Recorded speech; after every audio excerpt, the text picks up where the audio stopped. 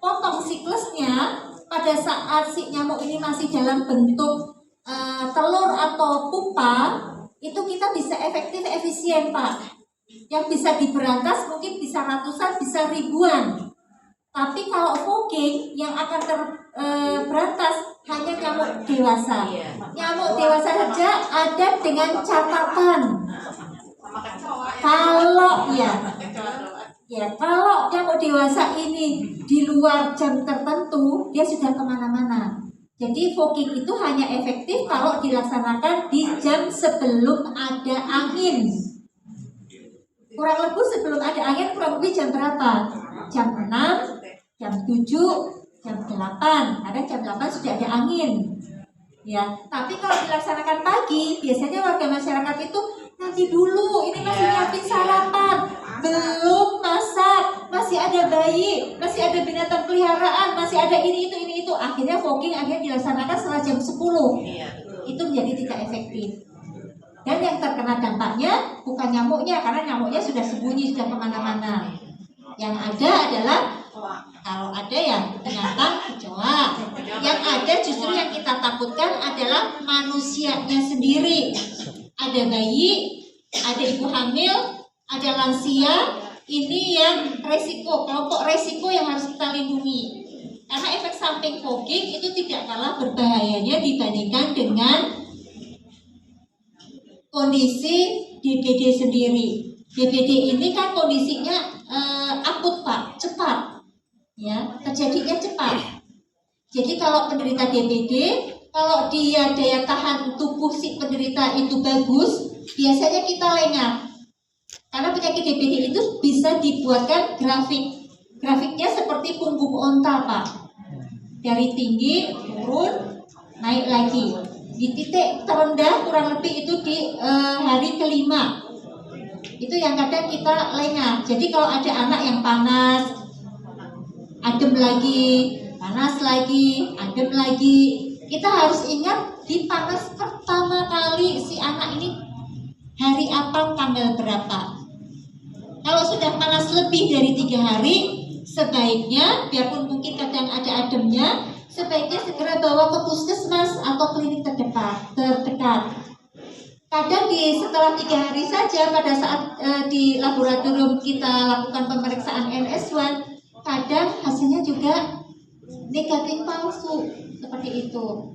Tapi kalau si anak atau penderita itu kondisi status kesehatannya tidak bagus, biasanya dia langsung ngedrop. Kita langsung waspada, ya kan? Ini kok anak sudah nggak mau makan, sudah lemes, nah itu kita waspada. Tapi kalau yang kondisi kesehatannya dia bagus, kadang si anak masih mau makan, masih bisa jalan kemana-mana, masih bisa main, masih bisa sekolah. Ini yang kadang kita menjadi lengah, itu Pak. Jadi untuk yang DBD, sebelum kita sampai ke fogging, kita harus tadi melakukan PSN terlebih dahulu dan dilaksanakan rutin. Dan kalau misalnya kita bertetanggaan dengan RW sebelah, misalnya RW kita sudah benar-benar rapi, bersih, indah, sehat, tapi RW sebelah kok kumuh, kotor, banyak barang-barang yang bisa menampung air bersih yang tidak dikelola, dalam arti tidak dimanfaatkan, tidak dikubur. Nah ini kita yang harus waspada. Karena nyamuk Aedes ini bisa terbang sampai dengan radius 200 meter. Kadang kita cari nih, ada laporan di RW, katakanlah RW 1 ada laporan DBD. Petugas kami turun untuk mengecek. Yang dicek apa? Kita mencari petugas warga yang panas lainnya. Ada nggak di sekitar situ yang panas? Ada nggak warga yang memang ternyata menderita DBD juga? Kemudian warga juga akan melihat, memeriksa jentik di rumah penderita sebagai fokusnya, 200 meter sekelilingnya kita periksa. Kadang kalau ternyata berbatasan tembok dengan RW sebelah, di RW yang bersangkutan si penderita sudah kita periksa, diukur bersih, nggak ada. Ternyata bisa jadi di sebalik tembok RW sebelah. Dan juga satu lagi uniknya bahwa DBD ini si nyamuk menggigit di saat kita sedang aktif. kurang lebih pagi hari jam 9 jam 10 atau sore hari sekitar jam 4 jam 5, sehingga kadang kita tidak ada di tempat. Inilah yang kadang kita pada saat pemeriksaan juga kadang di mana ini digigitnya. Kalau anak-anak bisa jadi sedang sekolah, kalau bapak-bapak mungkin sedang bekerja, si ibu mungkin sedang belanja, atau mungkin berkunjung kemana, seperti itu. Jadi itulah untuk yang penyakit DBD ini unik sekali Pak, kompleks sekali. Bukan hanya bagaimana upaya kita untuk mencegah terjadinya kasus ya, terjadinya penularan, kemudian bagaimana upaya kita, kemudian perjalanan penyakitnya. Nah inilah yang harus selalu kita pelajari bersama, kita telaah bersama, karena melibatkan manusia, melibatkan lingkungan, dan melibatkan siklus hidup si nyamuk sendiri. Jadi intinya adalah kita tidak boleh menyiapkan tempat perindukan nyamuk Aedes. Kok menyiapkan sih Bu?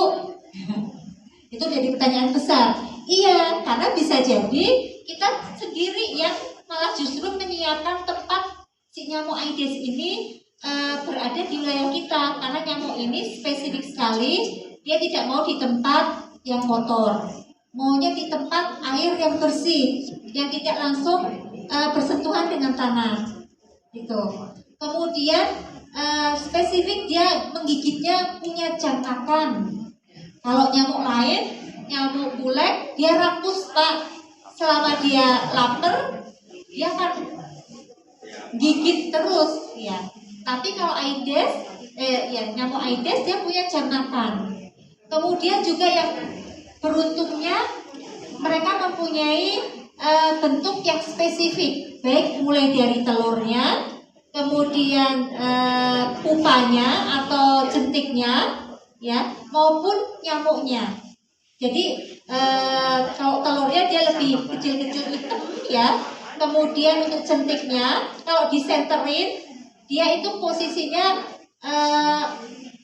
tegak lurus dengan permukaan air. Jadi dia tidak nempel di dinding wadah.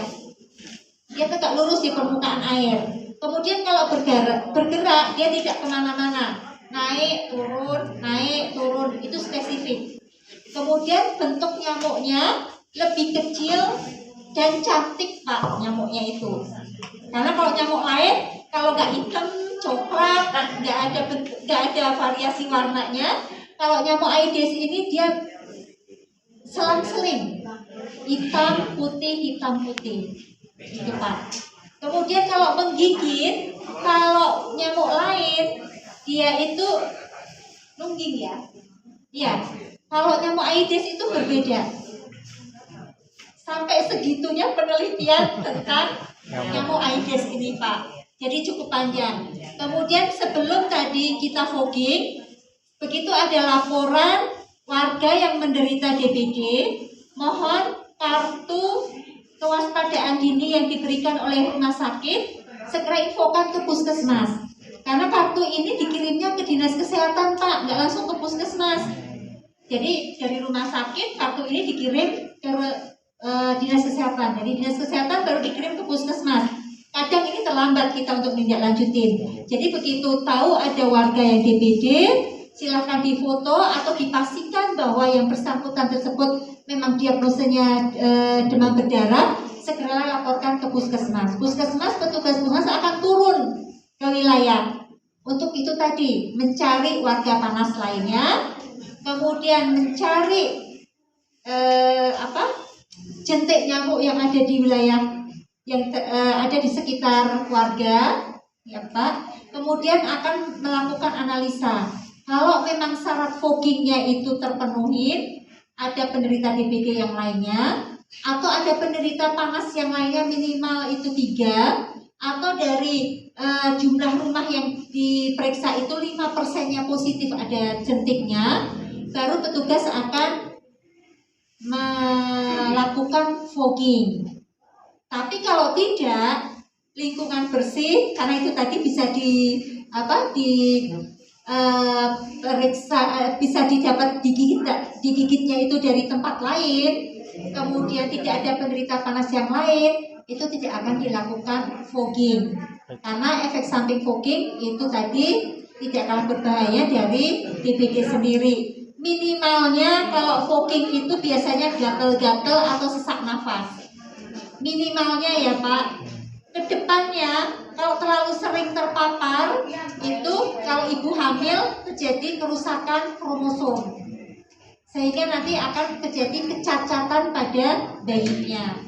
Kemudian biasanya kalau lagi fogging itu kan suka ya anak-anak itu ngekorin, ikutin, nggak pakai masker, seneng dia apalagi asap-asap. Tapi kalau anak laki-laki terlalu keseringan dia ngekorin petugas fogging, dia bisa jadi infertil. Tidak bisa mempunyai anak ke depannya gitu. Kemudian efek samping yang lainnya bisa jadi terjadi kanker, yaitu kanker kulit, kanker paru atau kanker yang lainnya. Jadi ini sebagian efek samping fogging yang tidak kalah berbahaya. Memang tidak langsung dirasakan saat itu ya paling itu tadi Pak. Paling gatal-gatal, sesek, bisa jadi sampai muntah karena terlalu banyak menghirup asap fogging. Karena fogging itu adalah campuran dari obat kimiawi untuk memberantas nyamuk dan juga bensin dan solar. Ini semuanya ada efek sampingnya. Mungkin itu ya Pak ya. Mungkin nanti bisa disampaikan ke warga. Kalau Ibu kader, kalau misalnya nanti mau ada leafletnya baik. Mungkin nanti bisa dibagikan leaflet DBD. Sepertinya coba dilihat di Buddha. Kalau nanti ada leafletnya, boleh nanti kami bagikan sebagai bahan untuk nanti informasi atau penyuluhan kepada warga.